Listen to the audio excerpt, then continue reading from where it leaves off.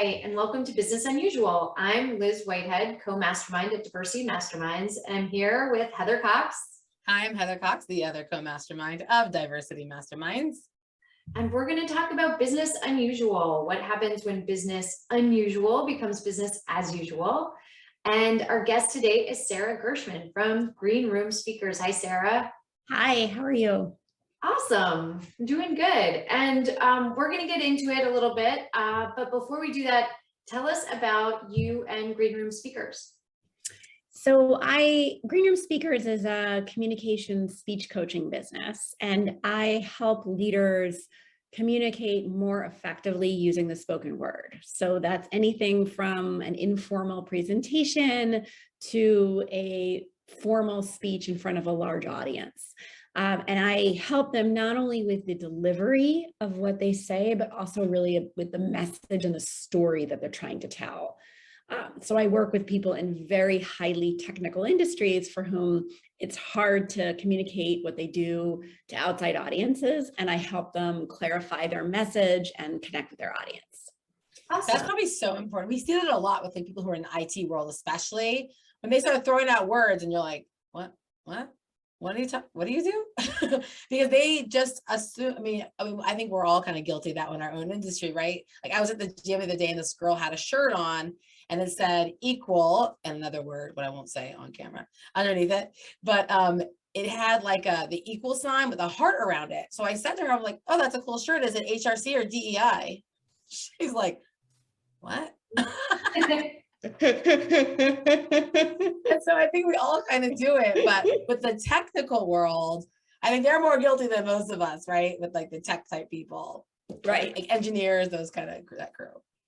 Right. I mean, I think it's also tends to be the engineers and the IT folks for whom speaking in public is even more challenging because maybe they're more introverted. Yes. And they have the technical expertise, but not necessarily the desire to get out there on the stage. So I love helping those people. And how did you get started in this? Well, I have a theater background, an amateur theater background. And so I got started, like I wanted to do something with my theater background. And so that's how I initially got started, but I quickly discovered that it's really, my sweet spot is really helping people with their content and with telling the story. And that once you really understand your audience and connect with your audience through your content, your delivery gets better. So as I started this business about 15 years ago, I realized that was where I can help the most. I do help with delivery, but content always comes first. Interesting. So you start with the content, not like, okay, this is how you need to stand and don't do this stuff with your hands that I'm doing. Like you start with like, get your story straight and then everything else will come. Yes. And the delivery is so much easier to work on if your message is clear and if you're really connecting with your audience. So it ends up like I'll maybe spend 20% of the time with people on their delivery, because once their content is set, the delivery just like fixes itself. It's kind of like a magic thing. I'm sure you've seen, because I know I've heard people tell me stories just like in regular life over dinner. And I'm like, wait, who said that? Wait, who's in it? Because you don't realize that you're conflating people in a story. So it is probably very hard for a lot of people, for most of us, to tell a story in a succinct way that's clear to the people who are in no way, shape, or form part of this story. It's such a good way that you put it. It's 100% the case. And I think in particular, the logic flow of the story is hard to get. Like, you know, in your mind, like what happened and how it worked and what's really important, but it ends up sounding very convoluted to the person listening. It's very hard to get that right. And how did this change? If it did change, I assume it did. How did this change during COVID-19 and in this new world that we live in? Yeah, it's a great question. So when COVID first hit, like my business totally fell apart because everything I do is preparing people for events that weren't happening anymore. Right. So I was like, okay, public speaking coach, not the greatest thing to be right now. But then, you know, of course, quickly we discovered how to keep it going on Zoom. And so I began to realize that being able to connect with your audience on Zoom is actually, first of all, it's a new skill. And second of all, it's so much harder. It is so all much of harder. the things that keep, I think there's so many, there's walls that go up between the speaker and the audience. There's walls we put up, there's walls that the audience puts up. It's really hard to connect when you're in the room. But the virtual reality, right, gives you so much more distance to have to overcome.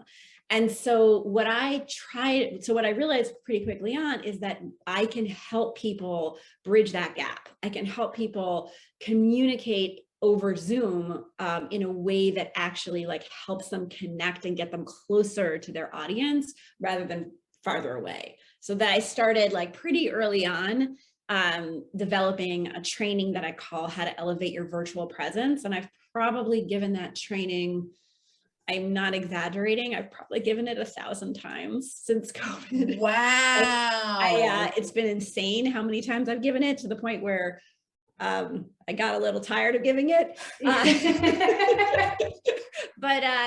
it's that and the virtual coaching I did like exclusively since COVID. So it's been a great way to pivot. And also I should say also that something else that I've realized is that Zoom in and of itself is a very inadequate medium. It's like, look at us right now. We're very flat. I see you as like a 2-dimensional square. You see me that way. It's hard for us to emotionally connect. Right. And that's where I had this like aha moment this year where I discovered virtual reality. And I realized, I was like, and I got myself an Oculus Quest headset. And I realized that I think that's like that's the next frontier. Well, you see that Facebook now has a whole platform for that, to do meetings with Oculus. You saw that? Yeah, exactly. I just saw that. Exactly. So that's coming next. Like, I think people are so hungry for a more immersive experience, and that's why people want to get back in person. Yes. But they also like want to keep the conveniences of being virtual. And so I think like 5 years from now, we will be having this meeting in VR. Yeah.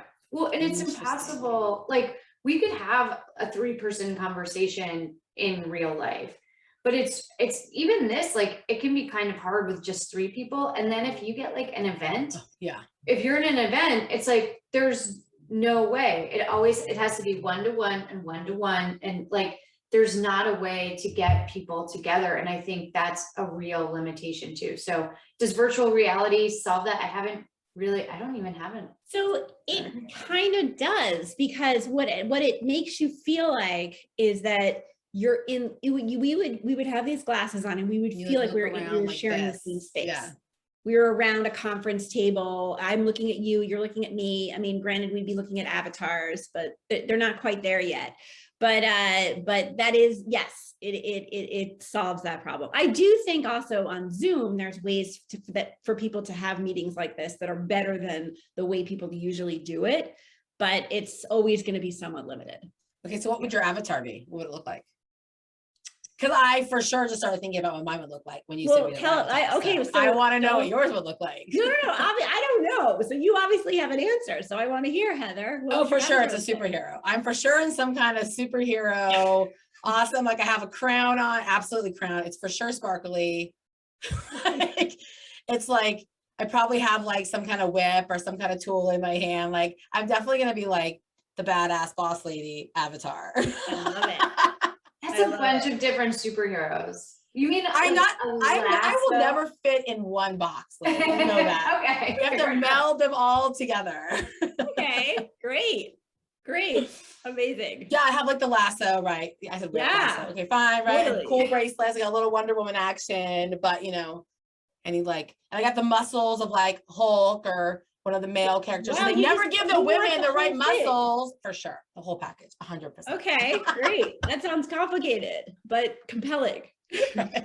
All right, Liz, what's your avatar? I have no idea. after that, I You have to go didn't through just that? like for sure think the second she's an avatar, I was like, yeah, for sure that's what I'm gonna be. I'm gonna be in some kind of sparkly superhero outfit with a lasso. Like it came to my head immediately. I have no idea. Well, we're gonna have to come back to this. I'm gonna need to know. I know. Because then we're gonna have to have something drawn for us, Liz, as part of our next presentation. Right. Come Uh, on. This is like a whole new, well, and it's a whole new like business, right? Which is Right. so Like you have that to could be prepare- another part of your business, Sarah, is creating these avatars for people. Like you have to Yeah, hire a designer. I mean, I guess I never thought of it this way. I have to be honest. Like I kind of thought the avatar thing was like a problem with VR, like because ideally you would see me and not see like a cartoon of me. But I hear you that this could be like another way to be creative.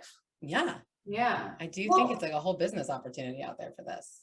Well, and I think just preparing people for that. I mean, you saw with Zoom, like it was surprising to me how long it took people, and some people still don't have it. Like Heather and I talk about this, like when you have a meeting with someone who's like this, like the whole time, or and we're like, we've been doing this for like 18 months. Yeah. But as someone else like explained to me, but they've been working their way for like maybe 20 years. Yeah. years. So there's a lot of, coaching, there's a lot of, a shift in mindset that needs to happen. And so that's presumably what you've been helping people with too. I absolutely. And I think really when it comes down to it is that the mindset really actually should be the same, but because the medium is so different, people speak to the medium. So they feel like, well, I'm kind of speaking to a black hole right now. No one's really listening to me. Like maybe people have their cameras off. So because it feels to me like I'm speaking to a black hole, I'm going to speak to a black hole, which means I'm not going to connect emotionally. I'm not going to like actually look at the people I'm talking to. I'm not going to talk to them. And so then that makes the problem worse. And so what I try to do is get people back in the mindset where they're actually talking to human beings and they're actually trying to make an impact on a person. And that's hard. It's a hard thing to get people to realize that that's actually the case, as opposed to just talking into a void. Yeah. And what about on the listener side, the audience side? So, because you also have to prepare yourself to be an audience member for a virtual conference. Like I know for me, I find it very challenging because of course the kids' school calls the second I'm in the middle of a virtual conference, right? Or like somebody needs me. And when I say I'm at a conference, they're like, you're a mile down the road. What do you mean you're at a conference and you can't come get your kid? So what do you suggest for us on the audience side to be better audience members for these virtual speakers? I think that's equally as important. Or can a speaker prepare their audience in the beginning by saying, here's what I'd really love for y'all to do? So first of all, it sounds like you're well on your way, because I think that's even the way you put that is really smart. Like, here's what I'd love for you all to do, right? Like that is a very good way to prepare people. I think from the listener's perspective, the irony is that I think the main reason why virtual meetings, why Zoom, why we're so zoomed out is because we're multitasking. It's because we're distracted, right? Like, so it's those meetings where we've all had this like every day, right? It's those meetings where you're half paying attention, but you're also checking your email that make you the most tired. Yeah. And so I guess from the listener's perspective, I would say to like try to use it as an opportunity to build your listening skills and to be an active listener. So one way to do that is to be the one in the room who is the connector, who is not just like fighting to get your voice in, but who is saying like, I heard, this person say this, and I heard so-and-so say that, and I wonder if there's a connection, right? I haven't actually offered any new information, but because I'm connecting the dots, and I'm listening to what you're saying. Absolutely. It first of all, it raises my status in the meeting. The connector, like the listener in the meeting, always raises their status. Interesting. But also it makes everybody feel more connected to each other. It just makes the meeting so much better. So seeing yourself playing that role can be like more fulfilling than either like tuning out or trying to just get in a word. I love that. And you can do that from the chat too. This is like one of the things that I think is a benefit of Zoom, is that while someone else is talking, or even if you can't get like your voice in there for whatever reason, like the facilitator said disabled it or whatever, you have sometimes you have an opportunity in the chat to be like, oh, I see the question that you asked. I'm sure the speaker's going to answer it, but I also have some information on that too. Like you say, it's connecting, but it doesn't have to be your voice jumping in, even though that's always the best. Yeah, I think you're absolutely right. And I think the chat is a really wonderful way to get input from introverts. It's a way to like be very inclusive. You ask a question, you ask everybody to type, 1 or 2 words in the chat to answer the question. And then which by the way, first of all, also has the benefit of a little bit of thinking time and silence, which is very helpful right now. And then it's much easier to look at the chat and say, oh, so-and-so, you said that. Would you tell us a little more about that? So the chat is a wonderful way to get to participate and get people talking. Yeah. So Sarah, I'm going to put you on the spot for just a minute.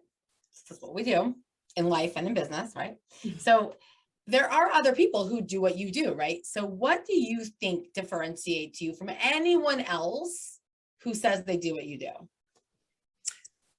So I would say that it's the focus on the story behind the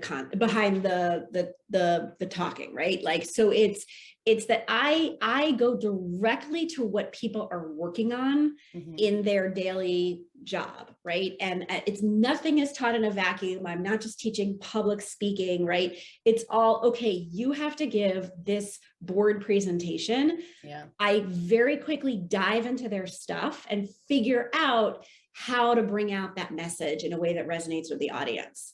And what I find in this business is a lot of it is about performing, and it's about being a better speaker and people who, getting out there and being able to like perform better. And I don't do that at all. That's interesting. What I focus on is helping the audience.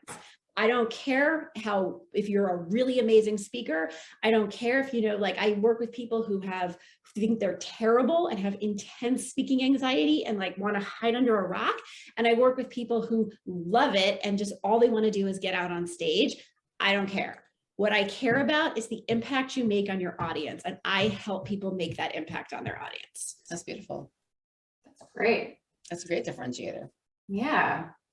So I see you were paying attention. My friend, I'm just kidding.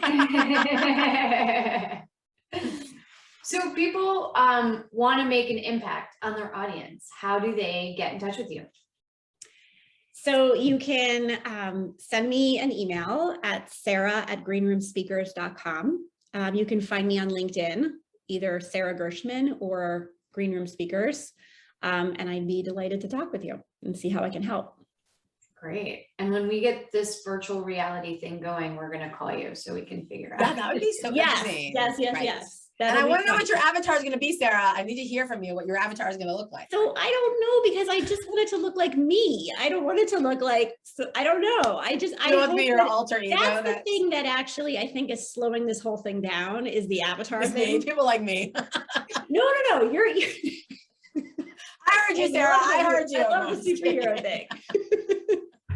But I hadn't thought of it that creatively before. I just thought, I've been in these VR meetings where these people just look like typical work person in there. And oh, right. Like I'm just a head in a suit. Exactly. Which isn't really going to fly. And then I'm going to stroll in with my lasso and my sequins. Yeah. I haven't seen that yet. Have not seen that yet. So I'm excited to see where that goes. Right. Me too. Well, you gave us a lot to think about. Thank you so much for being here with us today. Thank you. It was so great to talk to you. And thank you for inviting me. Absolutely. We will see you next time on Business Unusual.